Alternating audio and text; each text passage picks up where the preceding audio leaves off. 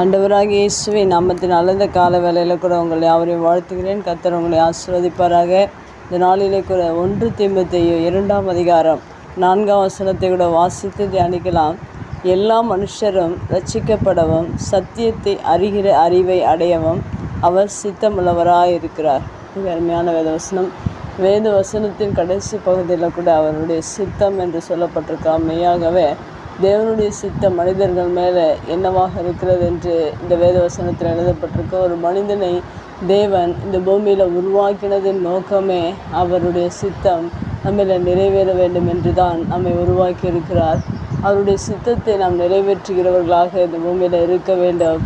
ஏனென்றால் அவருடைய பிள்ளைகள் அவருடைய சுவாசத்தை நமக்காக கொடுத்து நமக்கு ஜீவனையும் சுகத்தையும் பலத்தையும் கொடுத்திருக்கிறார் என்றால் நாம் அவருடைய சித்தத்தை நிறைவேற்றுகிற பிள்ளைகளாக இருக்க வேண்டும். முதலாவதாக ஒரு மனிதன் ரட்சிக்கப்பட வேண்டும் என்று ஆண்டவர் சித்தமுள்ளவராக இருக்கிறார். ரட்சிப்பு என்பது பாவத்திலிருந்து சாபத்திலிருந்து அநேக பிடியிலிருந்து நாம் விடுதலை பெற வேண்டும், ரட்சிக்கப்பட வேண்டும் என்று ஆண்டவர் விரும்புகிறவராக இருக்கிறார். அடுத்ததாக சத்தியத்தை அறிகிற அறிவு என்று சொல்லப்பட்டிருக்கிறது. சத்தியம் என்பது தேவனுடைய வேதமாக இருக்கிறது. அந்த சத்தியத்தை நாம் அறிந்து கொள்ள வேண்டும். மனிதனுக்குரிய சகல சட்டத்திட்டங்களும் ஒழுக்கங்களும் எல்லாவற்றையும் தேவன் ஒரு மனிதனுக்காக இந்த வேதத்தை எழுதி வைத்திருக்கிறார் என்றால் நாம் அதை அறிந்து கொள்ள வேண்டும், அதில் நிலைத்திருக்க வேண்டும், அதை நாம் தேட வேண்டும் என்று ஆண்டவர் விரும்புகிறவராக இருக்கிறார்.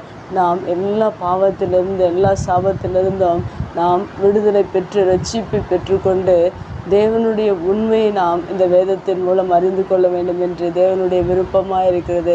இந்த விருப்பத்தை நாம் ஒவ்வொரு நாளிலும் நாம் நிறைவேற்றுகிறவர்களாக இருக்க வேண்டும். அதுதான் நம்மீது விழுந்த கடமையாக இருக்கிறது. தேவன் நம்மீது வைத்திருக்கிற அன்பை வெளிப்படுத்தி தான் இந்த வார்த்தையை சொல்லியிருக்கிறார்.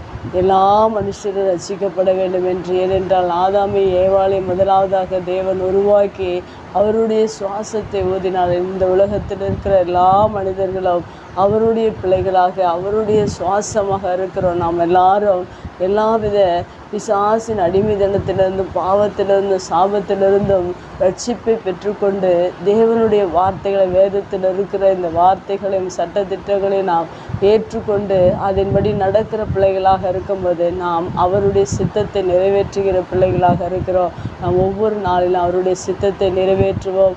கர்த்தர் நம்மை ஆசீர்வதிப்பார். கண்களை மூடி செபிக்கலாம். எங்கள் அன்பு தகப்பனே, தர்மியான வார்த்தைக்காய் நன்றி செலுத்துகிறோம். நாங்கள் உம்முடைய சித்தத்தை நிறைவேற்றுகிற பிள்ளைகளாய் ஆண்டவரே, இந்த உலகத்தில் இருக்கிற எல்லா பாவத்திலும் சாபத்திலிருந்தும் நாங்கள் ஆண்டவர் ரட்சிப்பை பெற்றுக்கொண்டு உம்முடைய வேதத்தை அறிந்து அதன்படி நடக்கிற பிள்ளைகளாய் எங்களை மாற்றுங்க. உம்முடைய வார்த்தை கேட்கிற ஒவ்வொரு பிள்ளைகளும் ஆண்டவர் ரட்சிப்பை பெற்றுக்கொள்ள சத்தியத்தை அறிகிற அறிவை அடைய நீர் ஆண்டவரை சித்தமுள்ளவராக இருக்கிறபடினால நன்றி செலுத்துகிறோம். அப்படியாய் நீர் உலகத்தில் இருக்கிற ஒவ்வொரு பிள்ளைகளையும் உடைய சித்தத்தை நீர் ஆண்டவரை செயல்படுத்த போகிறதற்காக நன்றி செலுத்துகிறோம்.